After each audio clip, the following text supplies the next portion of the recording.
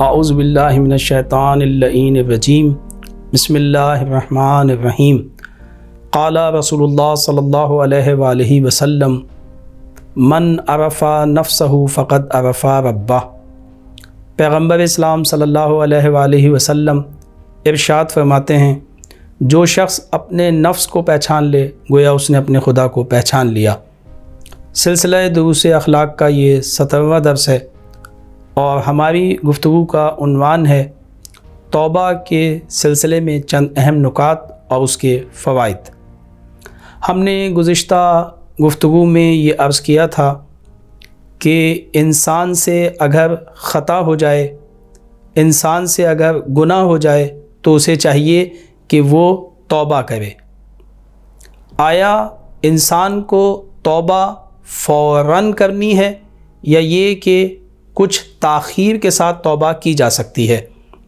تو اس سلسلے میں یہ ہے کہ توبہ انسان کو فوراً کرنی چاہیے۔ کیوں؟ ممکن ہے کہ اس کی جو خطا ہے، اس کا جو گناہ ہے وہ اتنا بڑا ہو کہ وہ انسان کی توفیق کو سلب کر لے اور انسان توبہ نہ کر سکے، یا یہ کہ وہ گناہ ایسا ہو کہ جو انسان کی عمر کو کوتا کر دے اور پھر اسے توبہ کرنے کا موقع نہ مل سکے۔ لہٰذا انسان کو چاہیے کہ وہ فوری طور پہ توبہ کرے۔ لیکن مثال کے طور پہ بعض دفعہ ایسا ہوتا ہے کہ ایک مقدس زمانہ آنے والا ہے، رات کو شب قدر ہے، اگلے دن شب قدر ہے، تو اس شب قدر کے انتظار میں ہم توبہ کو تاخیر کر سکتے ہیں توبہ میں، کہ شب قدر کی رات کو ہم خدا سے توبہ کریں اور اس سے استغفار کریں، یا یہ کہ شب جمعہ کا انتخاب کریں توبہ کرنے کے لیے، یا یہ کہ ہم ایک ایسے مقدس مقام کی طرف جا رہے ہیں کہ جہاں پہ جا کے توبہ قبول ہوتی ہیں، ایک ایسی عظیم الشان شخصیت معصومین علیہ السلام کی زیارت ہے، یا ہم مسجد حرام جا رہے ہیں یا مسجد نبوی کی طرف جا رہے ہیں، تو پھر مقدس مقامات پر اگر ہم جا رہے ہیں تو پھر ایسے مقامات کا انتخاب کیا جائے اور وہاں پہ جا کے توبہ کی جائے۔ تو اتنی دیر کے لیے جو ہے وہ ہم تاخیر کر سکتے ہیں، اور ورنہ یہ ہے کہ فوری طور پہ آپ کو اپنے گناہوں سے توبہ کرنی ہوگی۔ جب انسان توبہ کرتا ہے تو اس کے بعد پھر خطا سے دوچار ہو جاتا ہے۔ بعض دفعہ ممکن ہے کیونکہ ہم جس ماحول میں رہتے ہیں اس میں کچھ ایسی رکاوٹیں ہیں، کچھ ایسی چیزیں ہیں کہ انسان توبہ کرتا ہے اور پھر خطا کر لیتا ہے، اس کی توبہ گویا ٹوٹ جاتی ہے۔ اگر اس کی توبہ ٹوٹ جائے اور توبہ کرنے کے بعد گناہ کر لے تو پھر ایسی صورت میں شیطان اس کی طرف آتا ہے اور یہ اسے وسوسہ کرتا ہے کہ آپ نے توبہ کی تھی اور پھر گناہ کر لیا، اب پھر توبہ کرو گے تو پھر گناہ کرو گے، یہ تو خدا کے سلسلے میں مزاح کر رہے ہیں آپ۔ تو لہٰذا یہ کہ ایسی توبہ کا کوئی فائدہ نہیں ہے اور آپ توبہ نہ کریں تو بہتر ہے۔ یہ وسوسہ شیطانی ہے، لہٰذا یہ کہ آپ کو اس وسوسے کی طرف توجہ نہیں دینی ہے، آپ کو بلکہ مصمم ارادے کے ساتھ جو ہے پھر دوبارہ جو ہے وہ آپ کو توبہ کرنی ہے فوراً، اور خدا کی طرف واپس پلٹنا ہے۔ ایک لحظے کے لیے بھی آپ خدا سے دور نہ رہیں بلکہ فوری طور پہ جو ہے آپ توبہ کریں تاکہ شیطان آپ کو وسوسہ نہ کر سکے۔ اور اس سلسلے میں پریشان ہونے کی ضرورت نہیں ہے، مایوس ہونے کی ضرورت نہیں ہے۔ کیوں؟ اس لیے کہ خداوند متعال نے فرمایا ہے کہ لا تقنطوا من رحمت اللہ، اللہ کی رحمت سے مایوس ہونے کی ضرورت نہیں ہے۔ ان اللہ یغفر الذنوب جميعا، جو اللہ سے توبہ کرتا ہے تو اللہ اس کے تمام گناہ معاف کر دیتا ہے۔ لیکن ہاں، آپ کے قصد میں نہ ہو کہ جو توبہ کر رہے ہیں وہ دل سے نہ کی ہو آپ نے، نہیں، آپ دل سے توبہ کر رہے ہیں اور آپ قصد نہ رکھتے ہوں گناہ کرنے کا اور خطا کرنے کا، تو پھر اس میں کوئی استہزاء اور مزاح نہیں ہے۔ آپ مصمم ارادے کے ساتھ جو ہے دوبارہ توبہ کیجئے اور زیادہ سے زیادہ عبادت کیجئے، اور اس میں کوشش کیجئے اور اس میں تحقیق کیجئے کہ آخر وہ کون سی وجہ تھی کہ جس کی وجہ سے آپ سے یہ خطا ہوئی ہے اور آپ کی توبہ ٹوٹی ہے۔ اس وجہ کے پیچھے جائیں، اس علت کے پیچھے جائیں، اور پھر ان چیزوں کو انجام دینے سے پرہیز کریں جس کی وجہ سے آپ کی توبہ ٹوٹ گئی ہے اور جس کی وجہ سے آپ سے خطا ہوئی ہے، ان مقامات سے پرہیز کریں، ان جگہوں پہ جانے سے پرہیز کریں، وہ چیزیں سوچنے سے پرہیز کریں کہ جو آپ کو گناہ کی طرف لے جاتے ہیں۔ لہٰذا اس سلسلے میں یہ قدم اٹھانے کی بہت زیادہ ضرورت ہے اور اس میں پریشان ہونے کی کوئی ضرورت نہیں ہے۔ اس کے علاوہ یہ ہے کہ ہم جب توبہ کرتے ہیں تو ہمارے گناہ بہت سارے ہیں، بڑے بڑے گناہ ہیں، بعض دفعہ عادتیں پختہ ہو جاتی ہیں، انسان اتنا آلودہ ہوتا ہے اور ان گناہوں کے بارے میں، ان عادتوں کے بارے میں یہ سوچتا ہے کہ اب میں توبہ نہیں کر سکتا، اب میری توبہ قبول نہیں ہوگی، یہ عادتیں اتنی پختہ ہو گئی ہیں، اتنے مسائل ہیں کہ اب میں توبہ نہیں کر سکتا، لہٰذا وہ یہ سوچ کے پھر توبہ نہیں کرتا۔ تو پھر ہم ایسی صورت میں کیا کریں؟ تو ایسی صورت میں یہ ہے کہ انسان کو چاہیے کہ اپنی طاقت کا ملاحظہ کرے کہ اس میں کتنی طاقت ہے، وہ کتنی چیز چھوڑ سکتا ہے، آج کتنی چیز چھوڑ سکتا ہے، کل کتنی چیز چھوڑ سکتا ہے۔ آہستہ آہستہ شروع کرے، ایک دم نہ چھوڑے سب چیزوں کو۔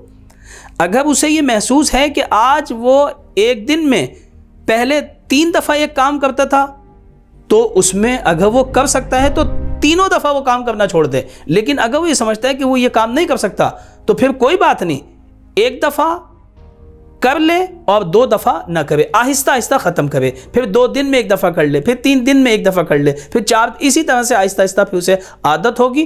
1 گناہ چھوڑے، 2 گناہ چھوڑے، 3 گناہ چھوڑے، ایک فہرست تیار کرے کہ وہ کتنی خطائیں ہیں اور وہ کتنی خطاؤں کو ایک ساتھ چھوڑ سکتا ہے، کتنے گناہوں کو ایک ساتھ چھوڑ سکتا ہے، اس کی لسٹ تیار کرے اور ان گناہوں کو جن کو ایک ساتھ چھوڑ سکتا ہے ان کو ایک ساتھ چھوڑ دے، پھر ان گناہوں کو دیکھے کہ ان میں سے اب وہ کون سے گناہ کو چھوڑ سکتا ہے یا کتنے دنوں کے اندر چھوڑ سکتا ہے۔ اس طرح سے ایک ٹائم ٹیبل تیار کرے اپنا، اور اس کے بعد وہ آہستہ آہستہ جو ہے گناہوں سے دوری اختیار کرنا شروع کرے۔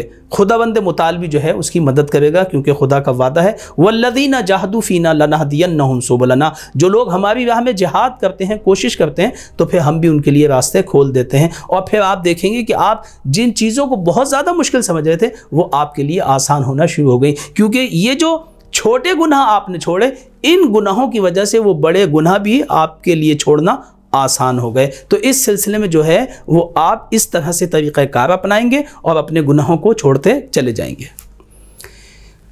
انسان کی زندگی میں توبہ نہایت ہی مؤثر ہے اور اس کی زندگی میں بے انتہا فائدے ہیں توبہ کے۔ سب سے پہلا فائدہ تو یہ ہے کہ خداوند متعال کا انسان محبوب بن جاتا ہے۔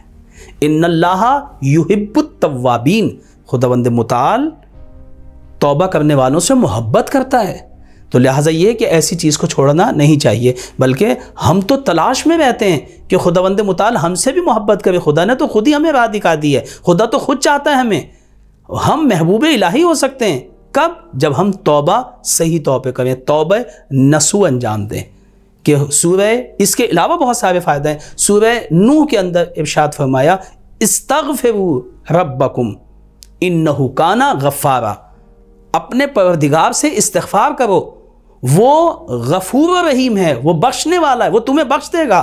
تو پھر اس کا استغفار کا اور توبہ کا ایک فائدہ یہ ہے کہ انسان پاکیزہ ہو جاتا ہے، اس کے سارے گناہ دھل جاتے ہیں، وہ آلودگی ختم ہو جاتی ہیں۔ کیا اس سے زیادہ کوئی فائدہ ہو سکتا ہے کہ انسان آلودگی اس کی ختم ہو جائے، وہ پاکیزہ ہو جائے، بالکل ایسے ہو جائے جیسے ابھی اس کی ولادت ہوئی ہے۔ اس طرح سے انسان صاف ستھرا ہو جاتا ہے۔ اور پھر فرمایا یہی نہیں، وَيُرْسِلْ لِلسَّمَاءِ عَلَيْكُمْ مِدْرَارًا، وہ بارش اتنی برسائے گا جسے موسلا دھار بارش کہتے ہیں، اتنی بارشیں تمہارے اوپر نازل ہوں گی، رحمتوں کی بارشیں نازل ہونا شروع ہو جائیں گی۔ یعنی صرف معنوی اثر نہیں ہے توبہ کا، بلکہ یہ ہے کہ مادی اثر بھی ہے کہ خوشحالی آئے گی، ہر جگہ شادابی، ہر جگہ سبز ہو جائیں گی چیزیں۔ یہ کس سے ہوتا ہے؟ توبہ سے ہوتا ہے۔ توبہ اپنے اثر رکھتی ہے۔ اور پھر فرمایا وَيُمْدِدْكُمْ بِأَمْوَالٍ وَبَنِينَ، اور یہ کہ اگر تمہارے پاس مال نہیں ہے لیکن اگر تم نے توبہ کی ہے،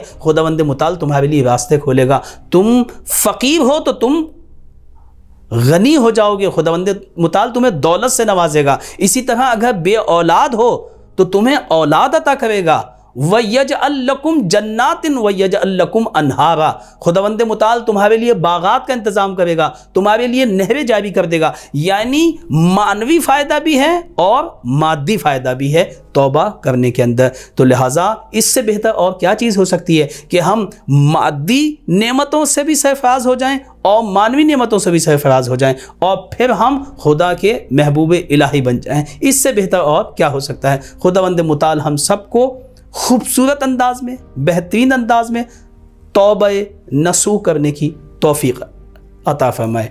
انشاءاللہ تعالی العزیز اس پہ مزید گفتگو ہم آئندہ کریں گے۔ وآخر دعوانا ان الحمدللہ رب العالمین۔